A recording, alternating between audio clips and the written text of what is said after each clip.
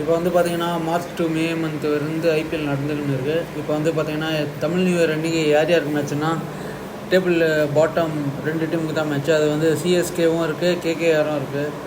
அதில் வந்து பார்த்தீங்கன்னா கேகேஆருக்கு டூ ஆர் டை மேட்ச் தான், சிஎஸ்கேக்கும் டூ ஆர் டை மேட்ச் தான். ஏன்னா கேகேஆர் வந்து பார்த்தீங்கன்னா 4 மேட்ச் விளையாடி இருக்குது. அதில் 3 மேட்ச் லாஸ் ஆகி ஒரு மேட்ச் ட்ராவில் போயிருக்கு. அதனால் அவங்களுக்கு ஒரு பாயிண்ட்டு தான். இப்போ சிஎஸ்கேவும் அதே நிலமை தான். அதான் அவங்க வந்து 2 பாயிண்டில் இருக்காங்க. 4 மேட்ச் நடந்து 3 மேட்ச்சு தோற்று அதில் ஒரு மேட்ச் வின் பண்ணியிருக்காங்க. இல்லை அது யார் கூடனா டெல்லி கூட வின் பண்ணியிருக்காங்க.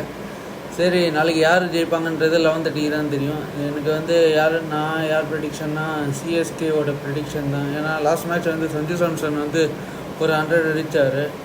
அதனால் சிஎஸ்கே தான் வின் பண்ணணும்னு நானும் நினைக்கிறேன். சரி, அது வந்து எந்த டீம் வின் பண்ணுதுன்றது நாளைக்கு 11:30 தான் தெரியும்.